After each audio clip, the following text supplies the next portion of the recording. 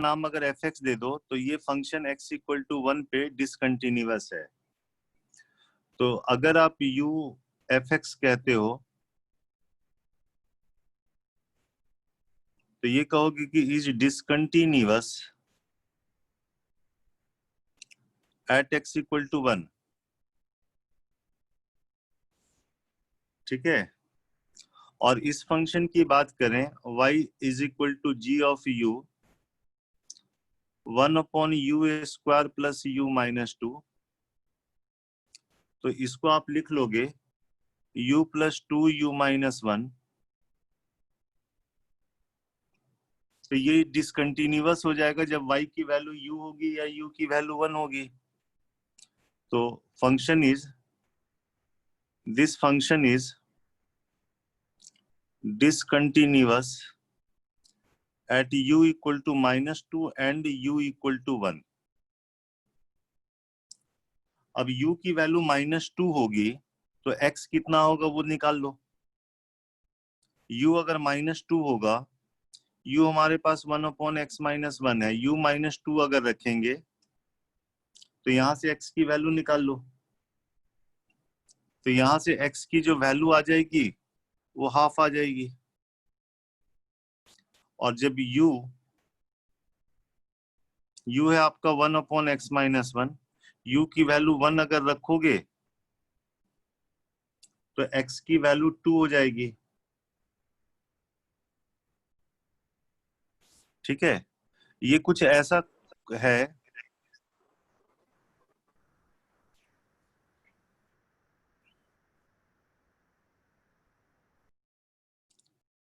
u को अगर हमने fx माना है, u को fx माना है तो एक्चुअली हमको g ऑफ fx की बात करनी है। ध्यान से देखो,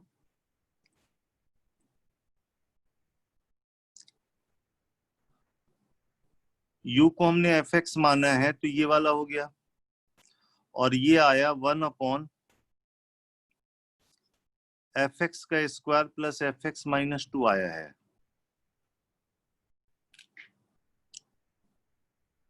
तो ये फंक्शन डिसकंटिन्यूअस, पहले जरा समझो ये कंपोजिट फंक्शन कब कब डिसकंटिन्यूअस हो जाएगा।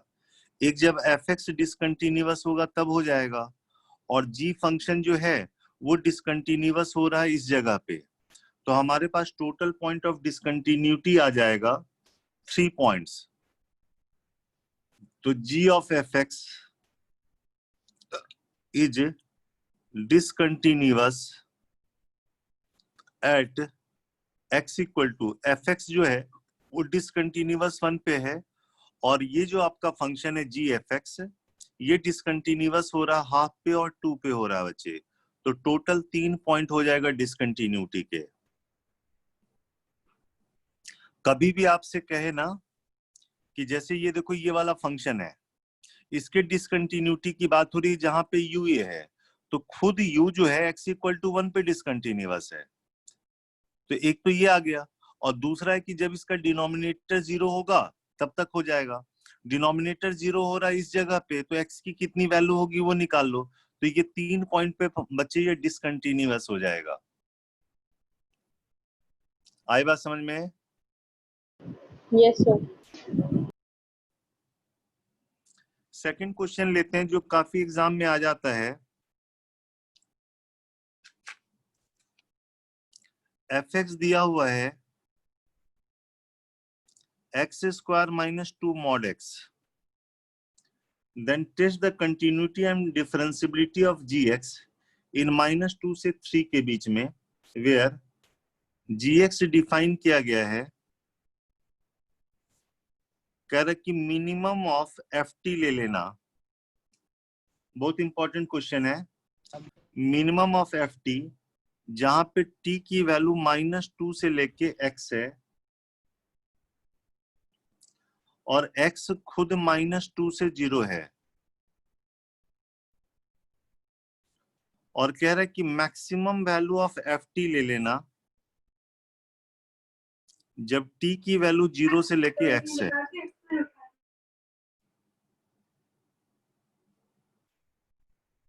और x 0 से 3 है। इस क्वेश्चन को थोड़ा समय देना बच्चे। एफ एक्स है x square minus 2 mod x और जी एक्स ये डिफाइन किया गया है मिनिमम ऑफ एफ टी जब t -2 से x और x खुद लेना है -2 से 0 लेना है। x की वैल्यू इसके बीच में कोई भी रख सकते हो। और मैक्सिमम ऑफ एफ टी जब t की वैल्यू 0 से x और x 0 से 3 देखना है आपको। ठीक है, कुछ बोलना चाह रहे हो?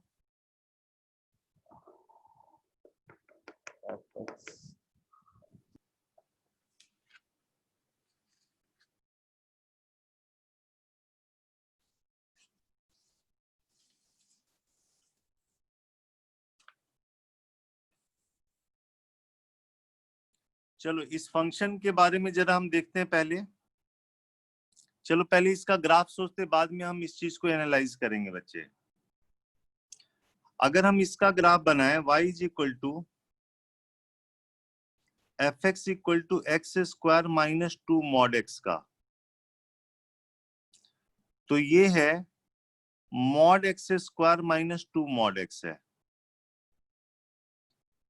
विदाउट मॉड कर्व हम बना लेते हैं और x की जगह मॉड x लगाने से क्या होता है वो आपको पता है, उसका हम यूज करेंगे।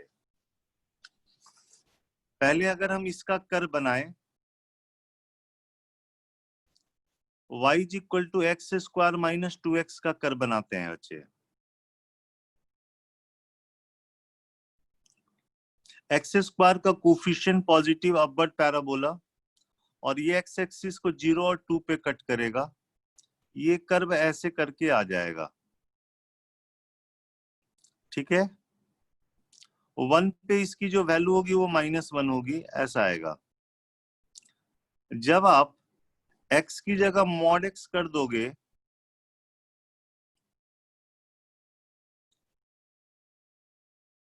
तो इसका मिरर इमेज आ जाएगा। आप क्या करते हो, x की जगह मॉड x जब करोगे ना तो y एक्सिस के राइट साइड में कर्व को रिटेन करो और उसका मिरर इमेज ले लेते हैं y एक्सिस में। ये इसका कर्व बन गया बच्चे। ये -2 है, ये 0 है, ये 2 है। अब हम क्वेश्चन पे आते हैं। क्वेश्चन पे कह रहा है ये आपका एफ एक्स का कर्व हो गया।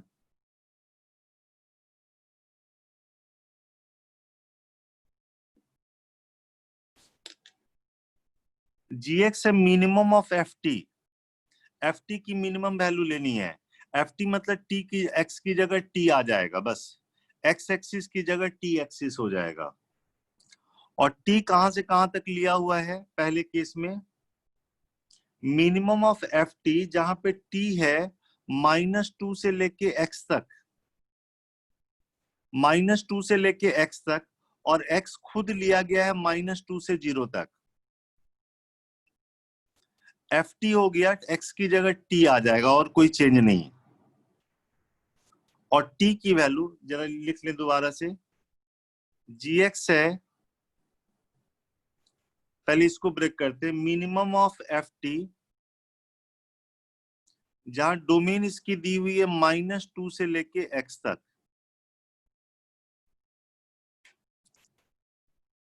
और x खुद दिया हुआ है -2 से लेके 0 तक। अच्छा मान लो x की जगह अगर हम -1 रख दें, मतलब t अगर -2 से -1 तक अगर ले, t की x की वैल्यू हमने यहां पे रख दिया -1, तो t अगर -2 से -1 तक लोगे तो मिनिमम वैल्यू यहीं पे आएगी।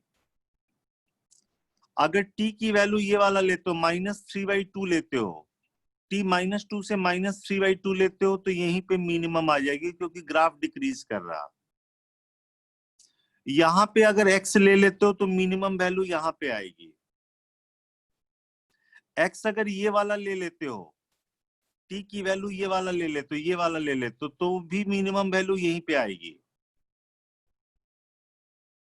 मिनिमम वैल्यू यहां पे आएगी जब इधर वाले पोर्शन में x हम रखेंगे। तो x इस पोर्शन में कहीं पे भी रखोगे अगर, अगर t की वैल्यू -2 से, जैसे मान लो कि आपने t की वैल्यू -2 से यहां तक ले लिया, तो मिनिमम वैल्यू -1 पे आएगी।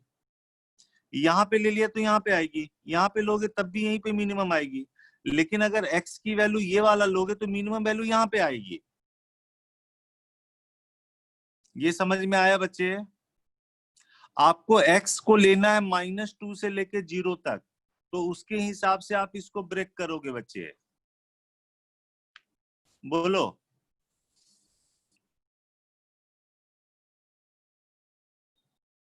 ये समझ में आया या नहीं आया? आ गया सर। -2 से लेके x है, x है -2 से 0 है, तो यहां पे आपको लिखना पड़ेगा, अगर हम x को लेते हैं -2 से लेके अप टू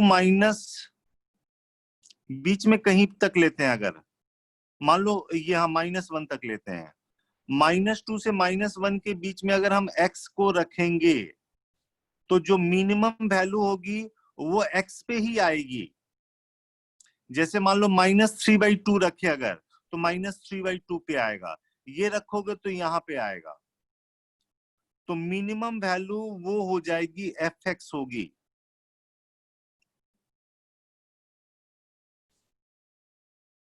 और x की वैल्यू -1 के इक्वल और अप टू 0 तक रखोगे। जैसे यहाँ पे -1 पे अगर रखा, x की वैल्यू रखा, तो मिनिमम वैल्यू जो है वो -1 पे आएगा। और यहाँ पे अगर रखा x की वैल्यू, तो ये देखो t की वैल्यू -2 से यहाँ पे, तब भी -1 पे आएगी।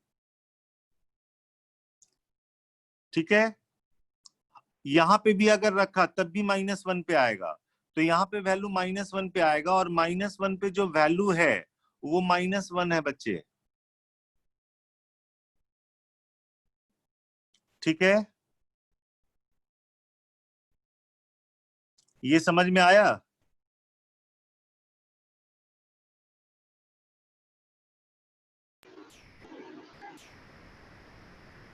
-2 से -1 में ना ये कर्व डिक्रीज कर रहा, तो t जो है -2 से x है, अगर इस कर्व में लोगे तो डिक्रीज कर रहा, तो मिनिमम वैल्यू x पे आएगी, वही हमने लिखा है बच्चे। तो fx जो है हमारे पास, इस fx की जगह ये आ गया, और यहाँ पे x निगेटिव है तो ये बन जाएगा x², और मॉड x को -x लिखेंगे तो 2x आएगा बच्चे। एक तो ये वाली बात हो गई। सेकंड है gx आपके पास है maximum of ft, maximum of ft लेना है,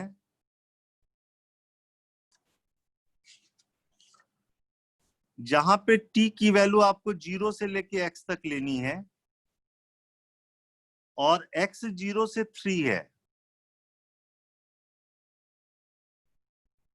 चलो अब t की वैल्यू 0 से लेके x तक लेनी है, और x खुद 0 से लेके हमको 3 तक लेनी है, 3 यहां पे कहीं है। ठीक है, तो ये देखो, अगर मान लो आपने x की वैल्यू ये वाली ले ली, मतलब t की वैल्यू ये x है ना, x को मान लो कि आपने ये वाला ले लिया, ये ले लिया, मतलब t की वैल्यू 0 से यहां तक है, तो मैक्सिमम वैल्यू 0 पे आएगी। अगर आपने t की वैल्यू ये वाली ले ली, t है 0 से लेके x तक, तो t आप जब 0 से लेके यहां तक कुछ भी लोगे, x ये वाला रख लो, या ये वाला रख लो, या ये वाला रख लो, या ये वाला रख लो, या ये वाला रख लो, मैक्सिमम वैल्यू कहां पे मिलेगी? बोलो बच्चे। नहीं समझ रहे हो? x की वैल्यू मान लो हमने 1 रख दिया, मान लो यहाँ पे ये 1 रख दिया कि t 0 से 1 है, तो t अगर 0 से 1 है तो मैक्सिमम वैल्यू 0 पे आएगी, क्योंकि डिक्रीजिंग है कर्व। अगर t की वैल्यू तुमने 3/2 रख दिया, मान लो यहाँ पे x 3/2 रख दिया, मतलब t की वैल्यू 0 से लेके 3/2 तक ले लो, तब भी मैक्सिमम वैल्यू 0 पे आएगी। ये समझ में आ रहा बात? Yes sir. कब तक ऐसा होगा? x मान लो तुमने 2 रख दिया यहाँ पे, t की वैल्यू 0 से लेके 2 है, तो मैक्सिमम वैल्यू कहाँ पे आएगी? या तो 0 पे या 2 पे, दोनों पे तो वैल्यू 0 ही है। आई बात समझ में? Yes sir.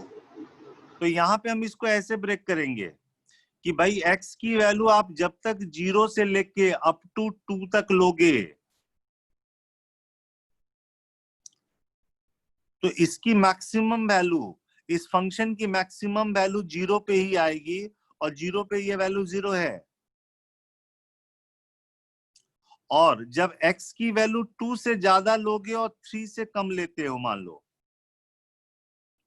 लो आपने x ये वाला ले लिया, 2.1 ले लिया, तो ग्राफ देखो, t की वैल्यू 0 से 2.1 अगर है तो मैक्सिमम वैल्यू 2.1 पे आएगी।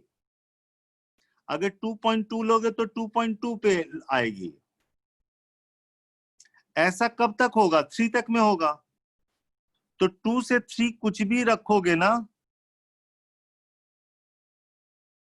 2 से 3 तक में कुछ भी रखोगे, जैसे मान लो आपने ये वाला रख दिया, यहां पे मान लो कि आपने 2.6 रख दिया, t की वैल्यू 0 से 2.6 है तो मैक्सिमम वैल्यू 2.6 पे, 2.1 है तो 2.1 पे, 3 है तो 3 पे, यानी जो भी ये रहेगा उसी पे वैल्यू आएगी। तो यहाँ पे ये fx होगा।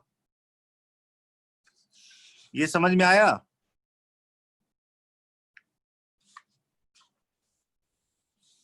बोलो बच्चे। यानी यस। फाइनली हमारे पास gx, देखो क्या फंक्शन आ गया, gx आ गया। कह रहा कि ये वाला लो पैराबोला, जब x की वैल्यू -2 से लेके -1 है, -1 से 0 में -1 ले लेना, 0 से लेके 2 में 0 ले लेना, और 2 से ज्यादा 3 से कम में fx ले लेना। और fx है ये वाला जिसमें x पॉजिटिव है, तो ये x² - 2x होगा। तो हम gx का कर्व बना लेते हैं बच्चे। यहाँ पे कहीं -2 है, यहाँ -1 है, ये 0 है, ये 0 से लेके 2 है, 2 से लेके ये 3 है। तो -2 से -1 में वो पैराबोला आपको रखना है, तो वो पैराबोला हमने रखा बच्चे ऐसे करके -1 तक। -1 से 0 में ये -1 रखना है, तो ये -1 रख दिया, और यहाँ पे ओपन रहेगा। ठीक है, 0 से 2 में ये वाला gx 0 हो गया, तो ये ग्राफ हो गया। और 2 से 3 में ये वाला पैराबोला हो गया, तो ये पैराबोला हमने बना दिया बच्चे, ऐसे बना दिया। बताओ किस जगह पे ये डिसकंटिन्यूअस है?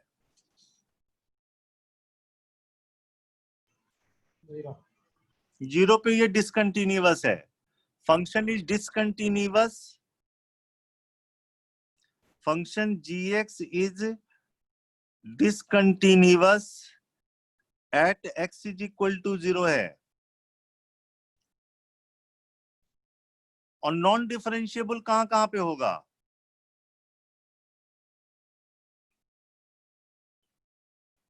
जहां पे डिसकंटिन्यूअस है वहां पे तो नॉन डिफरेंशिएबल हो ही जाएगा। साथ में यहाँ पे 7 कॉर्नर बन रहा है तो 2 पे हो जाएगा। ये तो स्मूथ ऐसे करके आ रहा है, इसमें कोई दिक्कत नहीं है। ये क्वेश्चन बहुत सारे एग्जाम में आता है, तो उसके हिसाब से आप देख सकते हो बच्चे। ये यहाँ 2 क्वेश्चन किया, दोनों बहुत इंपॉर्टेंट लॉजिक का क्वेश्चन है। दोबारा से हम कह देते हैं, कभी भी g ऑफ fx के डिसकंटिन्यूटी की बात हो तो पहले देखना कि fx कहां कहां पे डिसकंटिन्यूअस है। जैसे यहाँ पे देखो, ये GU के डिसकंटिन्यूटी की बात थी, जहां पे U था ये, तो सबसे पहले ये U का नाम मान लो fx दे दिया। तो ये डिसकंटिन्यूअस है 1 पे, ये चेक कर लिया। और उसके बाद ये g फंक्शन जो है ये कहाँ कहाँ पे fx के किस वैल्यू के लिए या u के किस वैल्यू के लिए डिसकंटिन्यूअस है वो निकाल लिया। तो ये u के -2 और -1 पे डिसकंटिन्यूअस है, तो u -2 होगा तो x कितना होगा, u 1 होगा तो x कितना होगा, वो निकाल लिया। तो ये 3 पॉइंट पे डिसकंटिन्यूअस हो जाएगा बच्चे। और ये वाला जो ग्राफ है gx का ग्राफ, ये ड्रॉ करने आना चाहिए। बस आपको क्या करना है, t की वैल्यू -2 से x है, x को आपको इसी के बीच में रख रख के सोचना है। इसके बीच में नंबर है -1 रख के सोचो कि कहाँ पे होगा, -3/2 रख के देखो कहाँ पे होगा, उसके अकॉर्डिंग इसका ग्राफ ड्रॉ करते हैं। प्रीतम क्लियर है ये? Yes sir. ये देखते हो कि बहुत सारे एग्जाम में आता है ये क्वेश्चन। यस सर, ये सेकंड वन तो बहुत ज्यादा आया है। हाँ ये बहुत बार आता है, तो इसका ग्राफ थोड़ा सा क्लियर होना चाहिए बच्चे। क्लियर? Yes sir.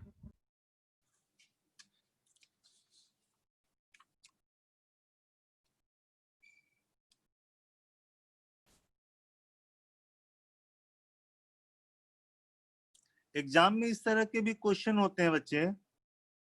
लिमिट वाले में जनरली कहेगा कि लिमिट फाइनाइट है, अननोन निकालो, है ना। मान लो कि लिमिट है x tending to 0 a sin x minus bx plus cx square plus x cube upon 2x square log 1 plus x है, माइनस 2x क्यू है, प्लस x का पावर 4 है। ये एग्जिस्ट करता है, exist and is finite, exist भी करता है और फाइनाइट भी है, then it is equal to, limit ही बताना है, अननोन नहीं बताना, लिमिट ही बताना है बच्चे।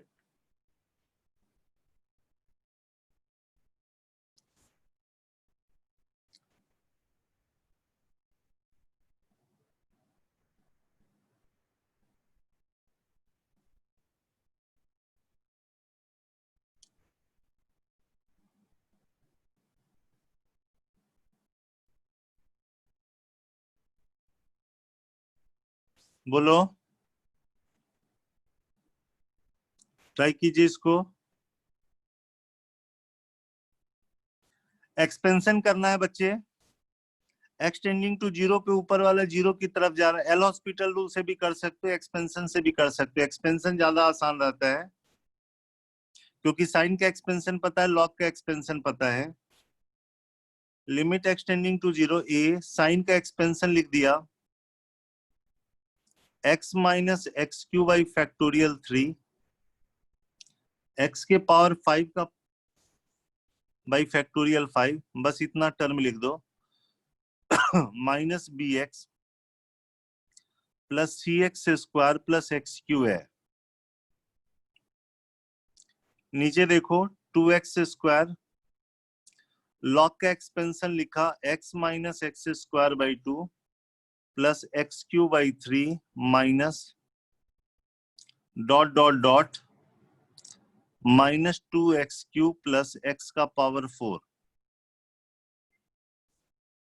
सिमिलर टर्म को साथ में कर लिया, x के साथ आएगा a माइनस बी आएगा, उसके बाद टर्म आएगा एक्स स्क्वायर का आएगा, उसके बाद एक्स क्यू के साथ टर्म आएगा यहां से 1 और यहां से आ जाएगा a/6 आएगा, प्लस x का पावर 5 के साथ आ जाएगा a upon factorial 5 and so on.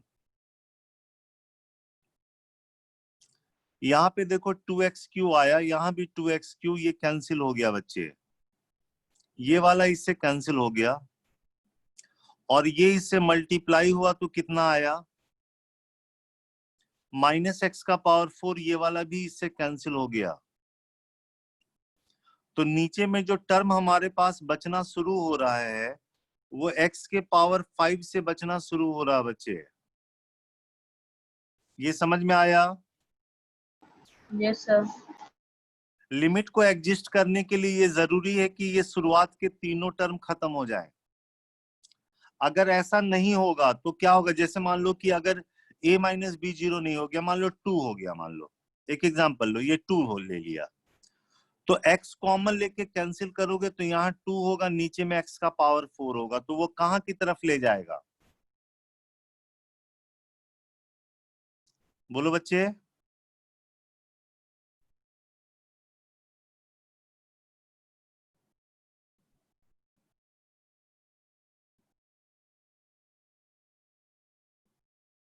कोई बताओ भाई।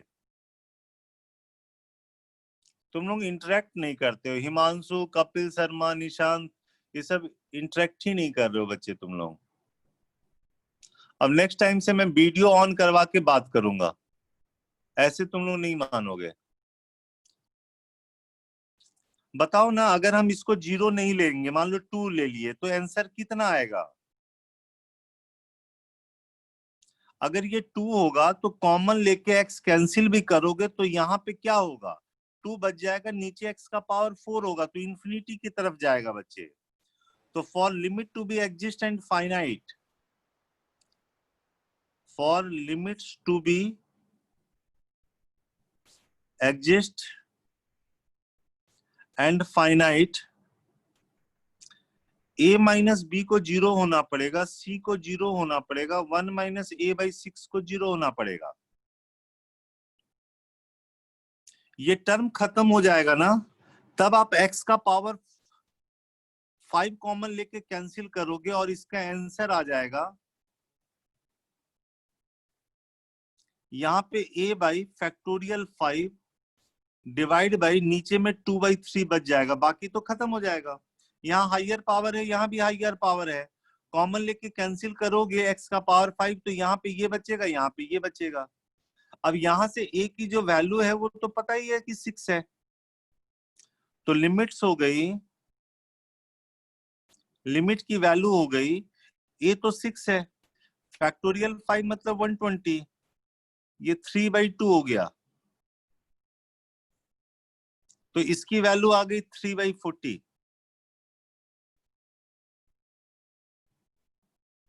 ये समझ में आया बच्चे? Yes, sir. गुड।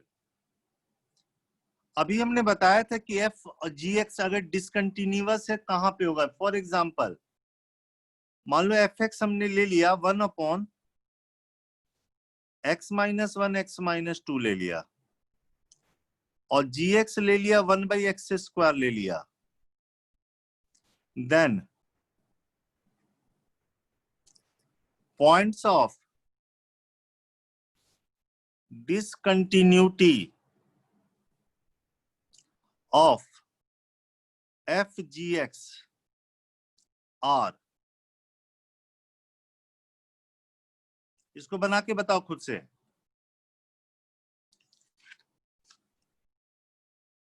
fx ये है, fgx ये है, तो fgx का मतलब क्या हो गया, f 1/x², इसमें x की जगह 1/x² रख देना है, तो ये 1/x² माइनस 1 1/x² माइनस 2 हो गया, तो यहां से x का power 4 1 minus x² 1 minus 2x² हो गया बच्चे। इसकी डिसकंटिन्यूटी की बात करनी है, तो पहले ये बताओ कि gx कहां पे डिसकंटिन्यूअस है, तो gx है 1/x², तो x इक्वल टू 0 पे gx डिसकंटिन्यूअस है, at x equal to 0 gx is discontinuous.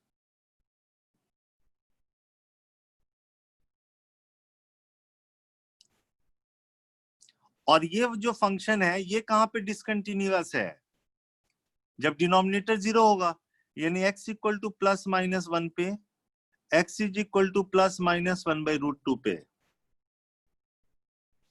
और साथ में gx डिसकंटिन्यूअस है 0 पे, तो ये भी आएगा। आई बात समझ में? Yes, sir. तो ये वैसे ही क्वेश्चन जो हमने पहला क्वेश्चन लिया था बच्चे।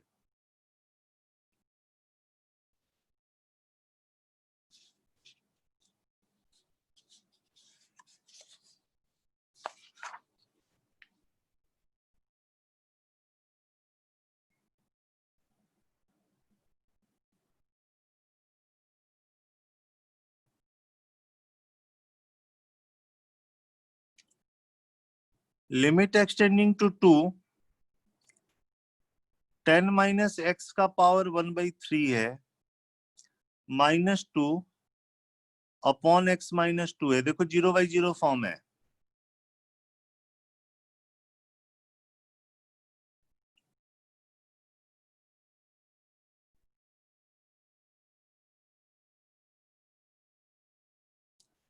निकाल के बताओ इसका आंसर।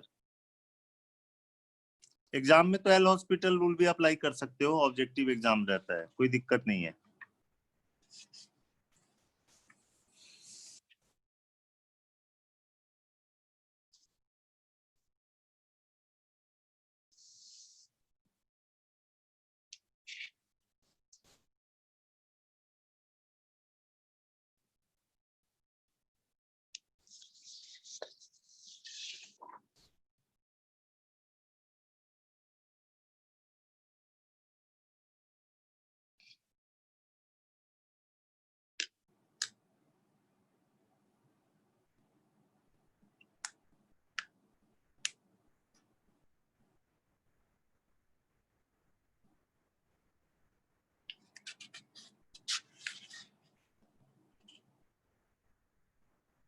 -1/12 आ रहा सर।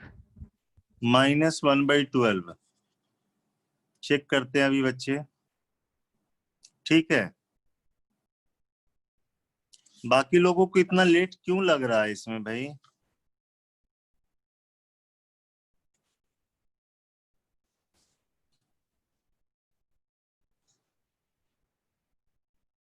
-1/12। -1/12। नेक्स्ट किसने बोला है?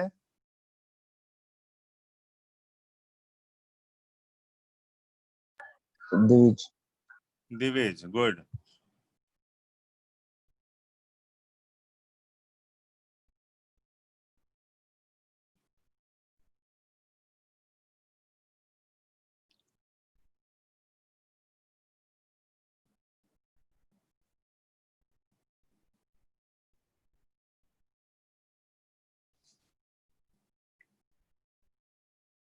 यहाँ पे जो 0 की तरफ जाता है उसको कैंसिल आउट करना है, तो x -2 को h मान लिया, x टेंडिंग टू 2 है तो लिमिट h टेंडिंग टू 0 हो जाएगा, और ये x -2h है तो यहाँ पे रखोगे x की जगह 2 + h रखोगे तो ये 8 - h का पावर 1/3 आएगा, -2/h आएगा।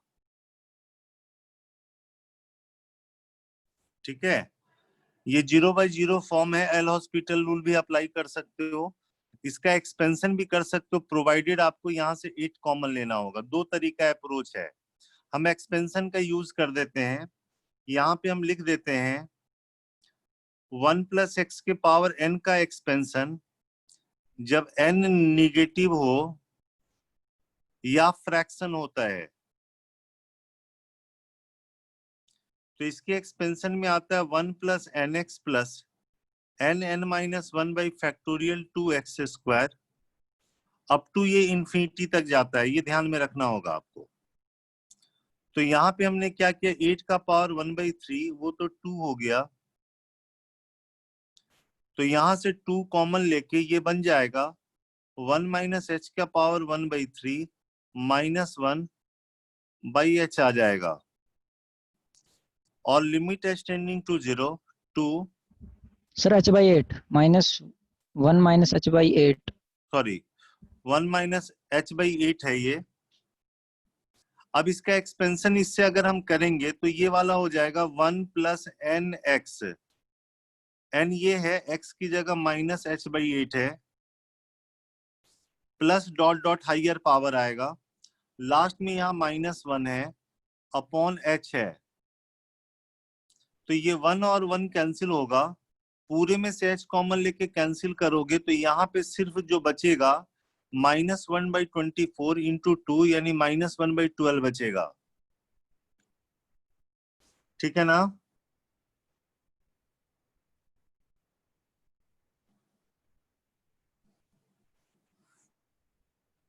नेक्स्ट क्वेश्चन दे देते हैं। fx हमने डिफाइन कर दिया, limit n tending to infinity r equal to 0 से लेके n तक tan x/2 का पावर r प्लस 1 है plus tan cube x/2r plus 1 है 1 minus tan square x/2r plus 1 है। यहाँ पे ये वाला एंगल है, यहाँ पे क्यूब के साथ ये वाला एंगल है, यहाँ स्क्वायर के साथ ये वाला एंगल है।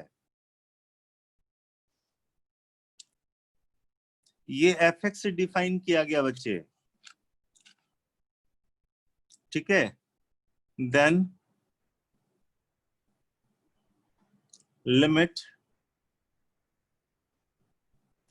x टेंडिंग टू 0 fx/x बताना है।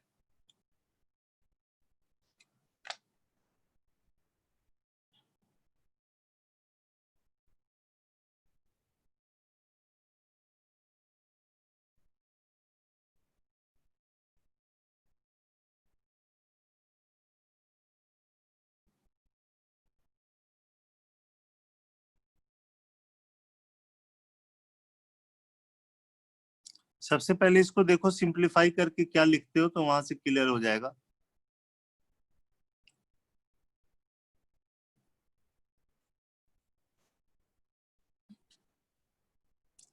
ये हमारे पास अगर ऐसे देखा जाए तो ये tan theta plus tan Q theta 1 minus tan square theta है बच्चे।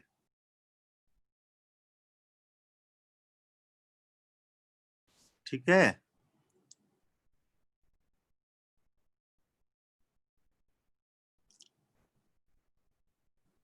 तो अगर tan थीटा कॉमन लोगे तो ये 1 प्लस tan स्क्वायर थीटा और ये 1 माइनस tan स्क्वायर थीटा आएगा।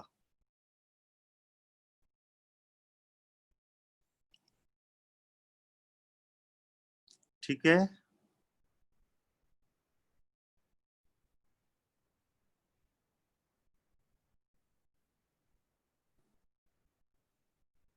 ये सीरीज पहले निकालना होगा बच्चे, तभी आप लिमिट की बात कर सकते हो। पहले ये समेशन निकालना है। ये तो नीचे 1 minus tan square theta by 1 plus tan square theta कितना बन गया? cos 2 थीटा बन गया।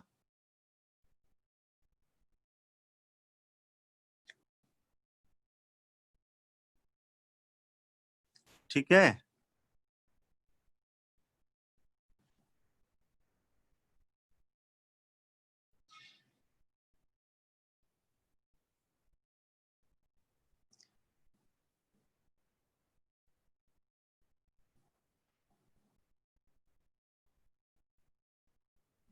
जब तक दो के डिफरेंस में नहीं लिखोगे तब तक बात बनेगी नहीं। खुद से ट्राई करो पहले ये।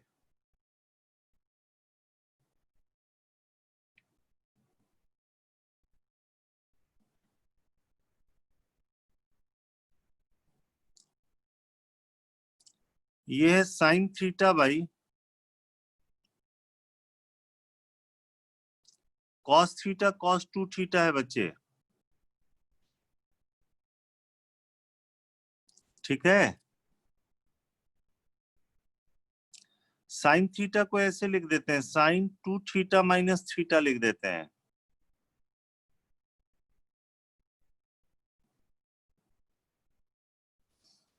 इसको जब ओपन करोगे ना तो साइन 2 थीटा कॉस थीटा आएगा।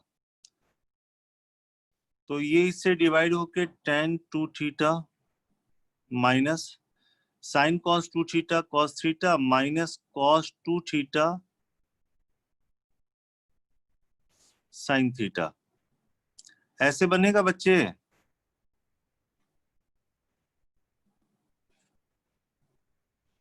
बोलिए,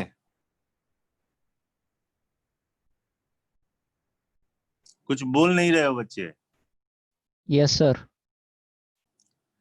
इसका नाम थीटा दे दिया तो ऐसे करके इसको सिंप्लीफाई करके ऐसे लिख दिया, दो के डिफरेंस में सेट हो जाएगा। तो हमारे पास एफ एक्स आ गया limit n tending to infinity r equal to 0 से n, इसको लिखेंगे tan, जो भी एंगल है उसका जब डबल करोगे तो यहाँ पे x/2 का पावर r आएगा माइनस tan x/2 का पावर r+1 होगा। ये समझ में आया? Yes, sir. अब तुम r की वैल्यू पुट करोगे, बाद में n tending to infinity apply करेंगे, limit n tending to infinity, r की वैल्यू 0 पुट किया तो ये tan 2 का पावर 0 1 हो गया, मतलब tan x minus tan x/2 आया। अगले बार में 1 पुट किया तो tan x/2 minus tan 1 put करने से यहाँ पे 2 आएगा और ऐसे चलता जाएगा, और ये हो गया tan x/2 का power n minus tan x/2 का पावर n+1 हो गया। ये सब डायगोनली कैंसिल हो जाएगा बच्चे।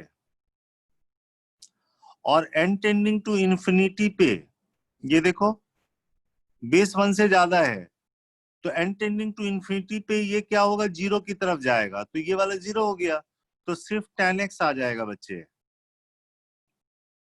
आई बात समझ में? तब तो आसान क्वेश्चन हो गया कि भाई एफ एक्स tan x आ गया, tan x/x एक्सटेंडिंग टू 0, ये 1 हो जाएगा।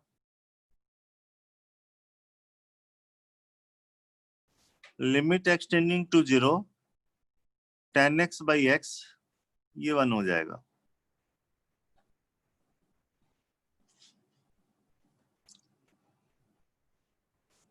बोलो बच्चे, समझ में आया ये?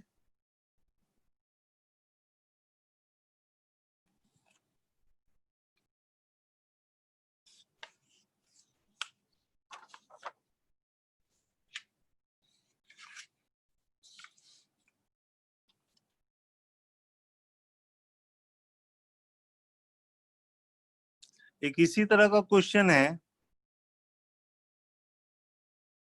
r इक्वल टू 1 से लेके n तक है, मतलब ये एपीजीपी में भी जनरली रखा जाता है। 2r³ minus 3r² minus 3r minus 1 upon 3 का पावर r+1, इसका नाम Sn दिया हुआ है। तो Sn limit n tending to infinity बताओ।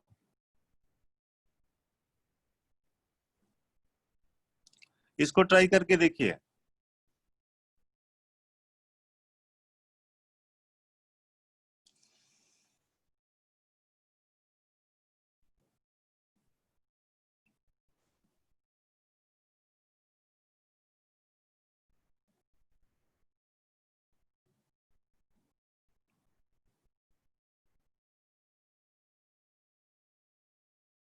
ऋषभ कल क्वेश्चन बनाए थे 20-25?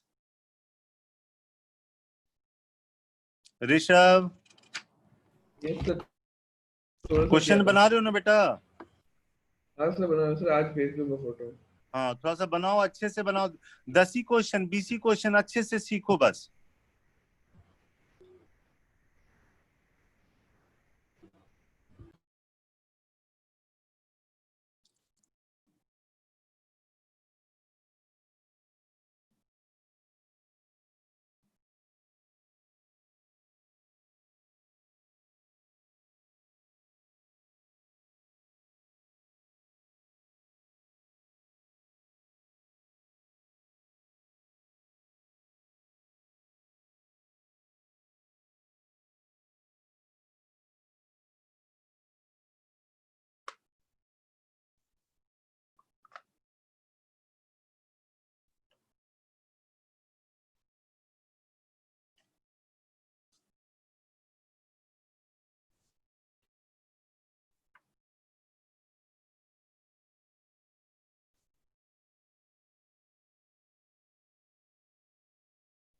यहाँ पे ऊपर में कुछ ये फॉर्मूला लग रहा है क्या?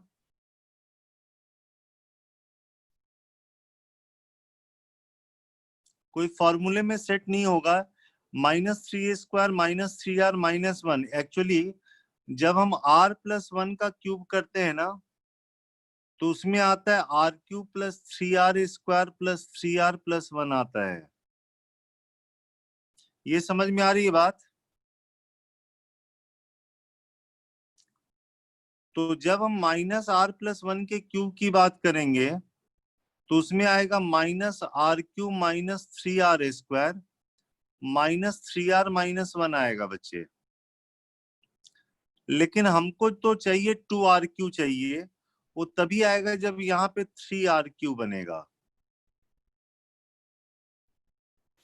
मीन्स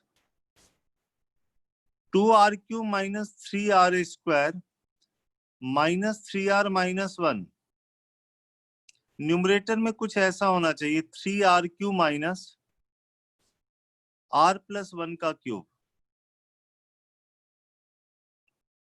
बोलो बच्चे।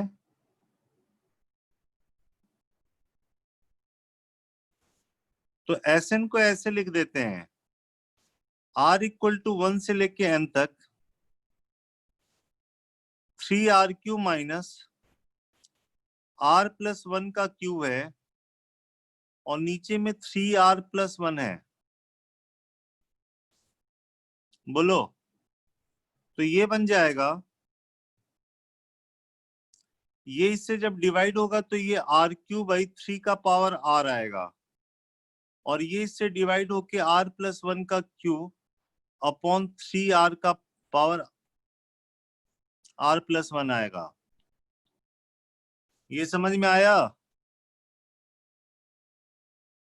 Yes, sir. r की वैल्यू दो, देखो डायगोनली ये कैंसिल होगा।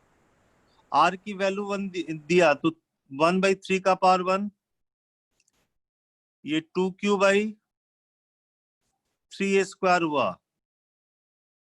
r की वैल्यू 2 दिया तो ऊपर 2q/3a² हुआ। 2 देने से ये बन गया 3q, ये 3 का पावर 3 हुआ।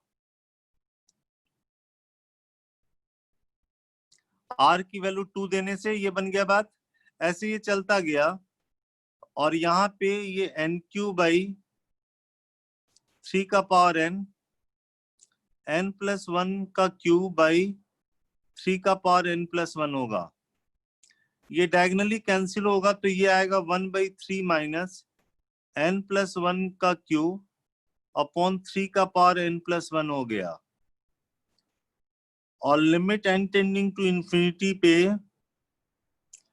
क्या होगा? ये एक्सपोनेंशियल फंक्शन है, ये ज्यादा रेट से बढ़ेगा कंपेयर टू दिस। तो जब n काफी लार्ज हो जाएगा ना तो ये बहुत ज्यादा हो जाएगा, ये उसके रेस्पेक्ट में बहुत कम होगा तो ये 0 की तरफ जाएगा तो वैल्यू आ जाएगी 1/3।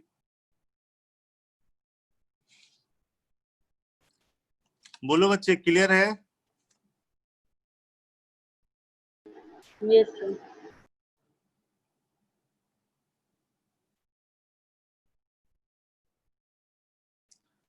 इंटीजर टाइप में ऐसे भी पूछा जा सकता है ना, जैसे ये Sn है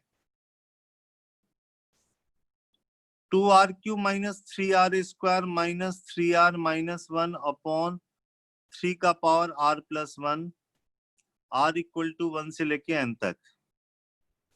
कहेगा S10 = पहले ये बताओ, पहले यहीं से देख लेते हैं S10 कितने के बराबर आएगा। n की जगह 10 रख दोगे, इसमें n की जगह 10 रखोगे ना तो ये 1/3 माइनस 11 का क्यूब बाई 3 का पावर 11 होगा। एलसीएम में 3 का पावर 11 आएगा, यहाँ 3 का पावर 10 - 11 का क्यूब आएगा। ठीक है, तो कह सकता है कि जो S10 है ये Sn ये है, S10 है मान लो 3 का पावर p दे देगा माइनस q का पावर 3 दे देगा अपॉन 3 का पावर 11 दे दिया, और आपसे कह रहा है कि p प्लस क्यू बाई 7 की वैल्यू बताओ। यहाँ पे p 10 है, q आपका 11 है, तो यहाँ पे 21 डिवाइड बाई 7, तो ये 3 आ जाएगा। मतलब इस फॉर्म में सेट करके भी दिया जा सकता है इंटीजर टाइप में। n टेंडिंग टू इन्फिनिटी पे इस तरह की बात बनेगी। ये समझ में आया बच्चे?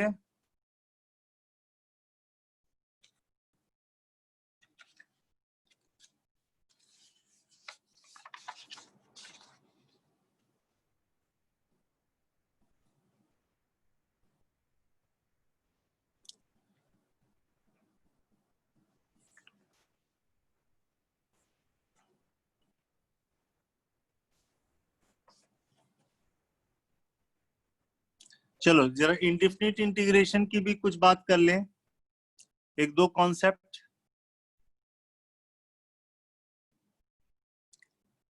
इंडेफिनिट इंटीग्रेशन की ज्यादा नहीं, 2-3 क्वेश्चन।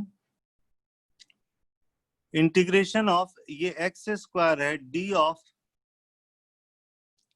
x माइनस 1/x है अपॉन x का पावर 4 प्लस 1 है, D of this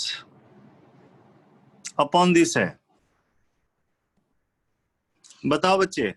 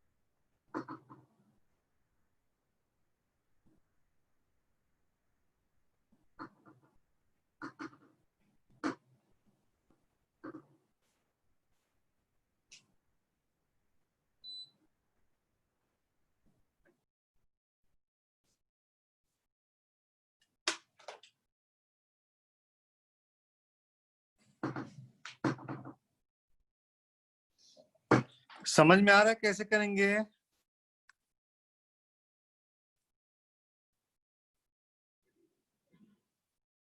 Pritam, yes sir. आ रहा है समझ में कैसे करेंगे? Yes sir.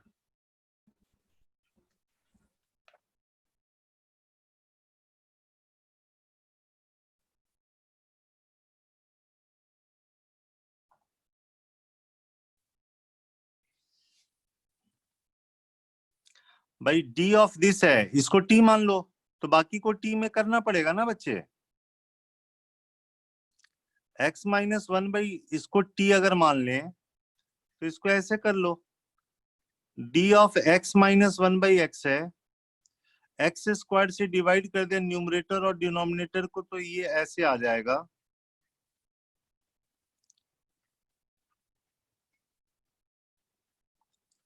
और नीचे वाले को लिख दिया x माइनस 1/x का होल स्क्वायर प्लस 2 लिख दिया, तो ऊपर dt हो गया और नीचे में 2 प्लस टी स्क्वायर हो गया, √2 प्लस टी स्क्वायर हो गया बच्चे। होगा 1/a tan inverse t/√2 plus c हो गया। t हमने किसको माना था वो लिख दिया, x minus 1/x √2 plus c। बोलो बच्चे।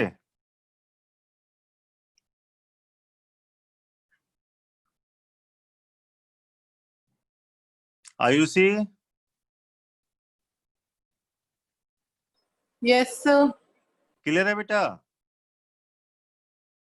Yes sir. जैसे ये लिखा हुआ है डी ऑफ लॉग एक्स लिखा हुआ है यहाँ पे, और यहाँ पे 1 प्लस एक्स लिखा हुआ है। कैसे करोगे?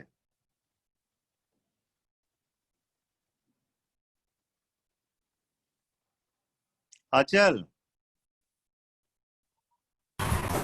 Yes sir. क्या करेंगे इसमें? सर log x को t मान लेंगे, x बराबर e की पावर t, ऊपर नीचे मल्टीप्लाई। अच्छा, ये बात नहीं समझते हो कि जब आप log x को x के रेस्पेक्ट में डिफरेंशिएट करते हो तो ये 1/x आता है, हाँ या ना? तो ऐसे भी तो लिख सकते हो, d log x का मतलब क्या हुआ? 1/x dx। बोलो बच्चे। Yes sir. d of log x को ऐसे लिख लो। अब यहाँ आसान हो गया, ये देखो दो लीनियर है, दोनों का डिफरेंस कांस्टेंट है, तो इसको लिख लो 1/x minus 1/x, 1/x minus 1/1 plus x लिख लो। तो इससे ये log x हो गया, ये भी log में जाएगा, प्रॉपर्टी से ये log x upon 1 plus x आ जाएगा, प्लस c आ जाएगा। आई बात समझ में? जैसे ये क्वेश्चन है बच्चे, अगर मान लो कि d ऑफ एक्स स्क्वायर लिखा हुआ है और नीचे में आपके पास लिखा हुआ है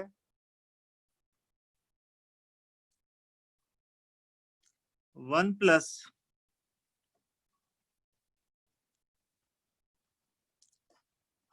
x का पावर 4 लिख दिया गया, तो दो अप्रोच है, एक तो एक्स स्क्वायर को t मान लो, या दूसरा अप्रोच ये है कि d ऑफ एक्स स्क्वायर का मतलब हुआ 2x dx, और ये है 1 प्लस एक्स का पावर 4 है, तो इसको लिख दो एक्स स्क्वायर का स्क्वायर लिख दो, क्योंकि एक्स स्क्वायर के डेरिवेटिव में ये आएगा। अब एक्स स्क्वायर को t यहाँ पे मानो या यहाँ मानो, बात एक ही है। एक्स स्क्वायर को t मानोगे तो ऊपर dt आ गया और नीचे में 1 प्लस टी स्क्वायर हो गया, तो इसका आ गया tan inverse t plus c। t हमने किसको माना था? एक्स स्क्वायर को। आप यहीं पे बना सकते हो, एक्स स्क्वायर को t मानोगे तो ये dt by 1 plus T square आएगा, तब भी यही आना है। आई बात समझ में?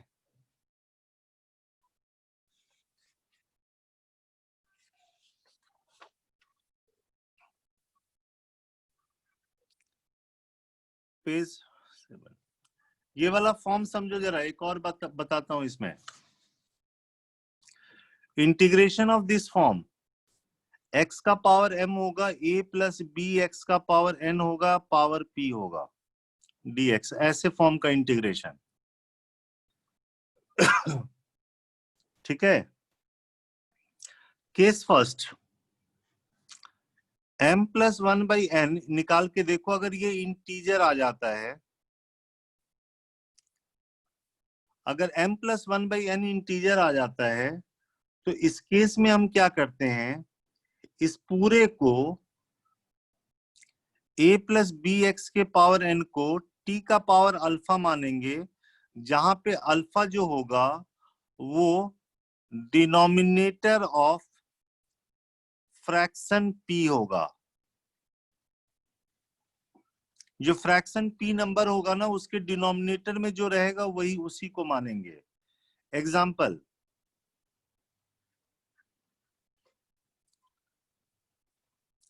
यहाँ पे x का पावर 1/3 है बच्चे, 1 प्लस एक्स का पावर 4/3 है, इसका पावर 1/7 dx है। m की जगह हमने यहाँ पे 1/n लिया हुआ है, n 4/3 है, और p की जगह 1/7 है बच्चे। m की जगह 1/3 है, तो यहाँ पे m प्लस 1/n अगर निकाल के देखें तो 1/3 प्लस 1/4/3 आएगा, ये 1 आ जाएगा, मतलब इंटीजर आ जाएगा। तो हमने कहा कि इस केस में इसको मान लेते हैं कितना, टी का पावर अल्फा, अल्फा मतलब जो इसके डिनोमिनेटर में है 7 को ले लिया। ये समझ में आया? बोलो बच्चे।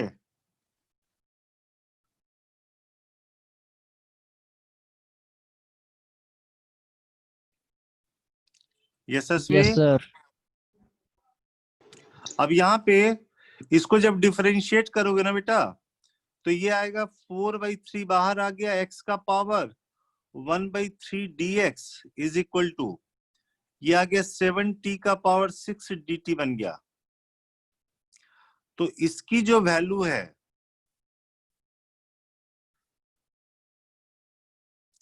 ये आ जाएगा 21/4,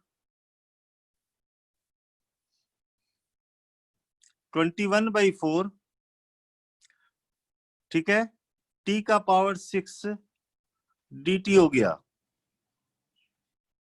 x का पावर 1/3 dx की वैल्यू हो गई 21/4 t का पावर 6 dt, और इसको तो हमने t का पावर 7 माना था, तो t का पावर 7 उसका पावर 1/7 से यहाँ पे t आ जाएगा।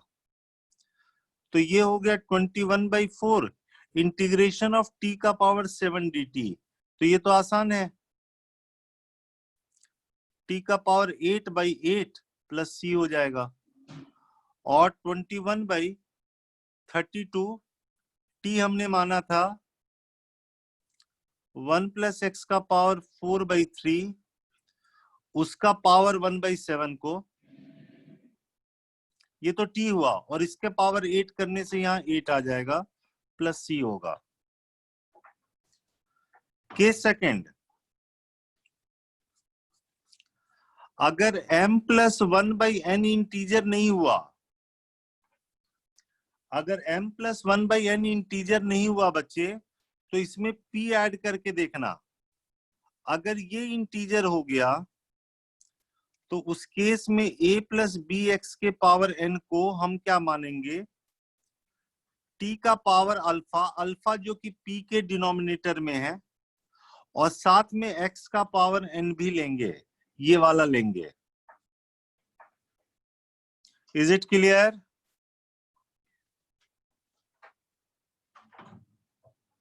एग्जाम्पल,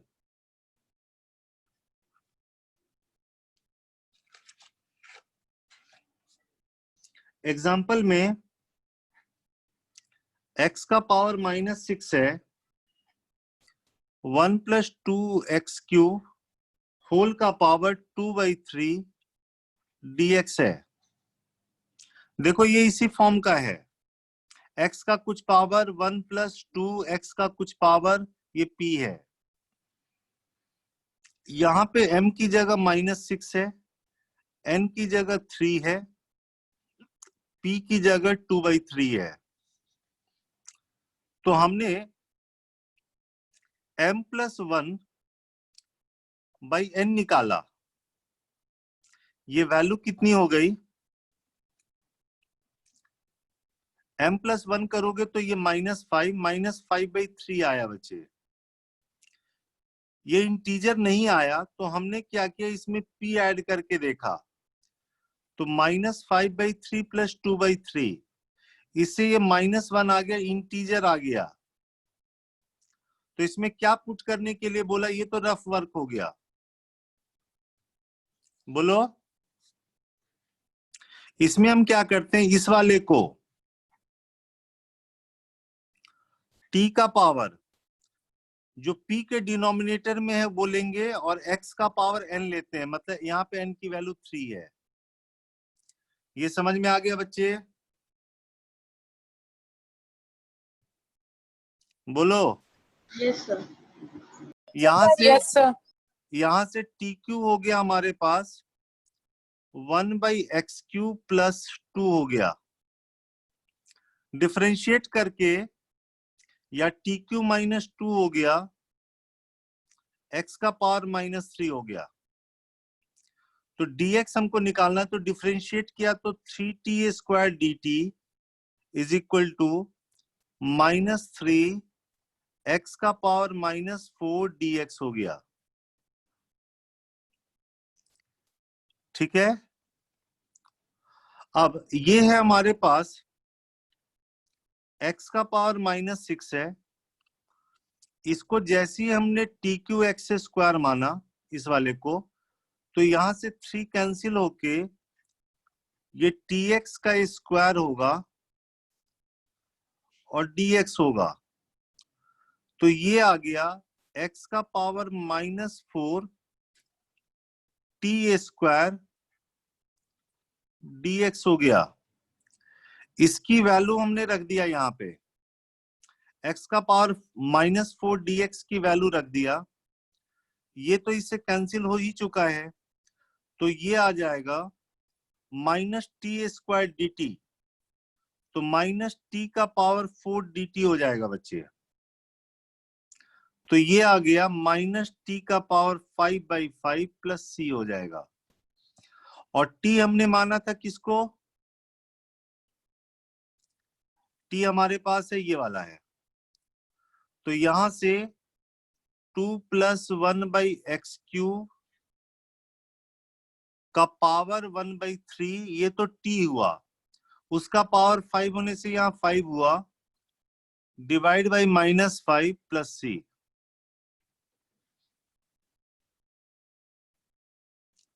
बोलो बच्चे, ये समझ में आया?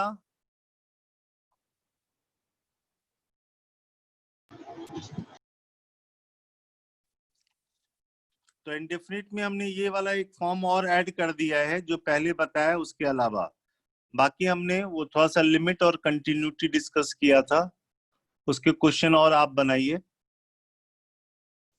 ठीक है ना?